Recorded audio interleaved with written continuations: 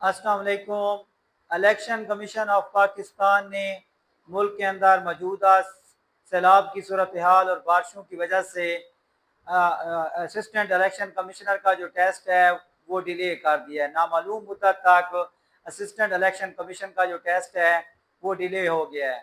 वो कैंडिडेट जिनकी तैयारी अभी इनकम्प्लीट थी उनके लिए तो ये बहुत ही बेहतर है, क्योंकि अब उनको तैयारी करने का टाइम मिल जाएगा। तो इंशाअल्लाह अजीज इसी चैनल के थ्रू आपको असिस्टेंट इलेक्शन कमीशन का जितना भी सिलेबस है, आईक्यू, मैथमेटिक के क्वेश्चन, इलेक्शन एक्ट और कॉन्स्टिट्यूशन, ये सारे जो तीनों डिफरेंट डिफिकल्ट पार्ट्स हैं, इनकी जो जितनी भी इंफॉर्मेशन है, जितनी भी स्टडी मटेरियल है, आपको इसी चैनल पे बर वक्त मिलता रहेगा डेली बेस पर। तो आप सबसे रिक्वेस्ट है कि आप हमारे चैनल को सब्सक्राइब कर दें, लाइक कर दें और हमारे चैनल का विजिट करते रहें। शुक्रिया।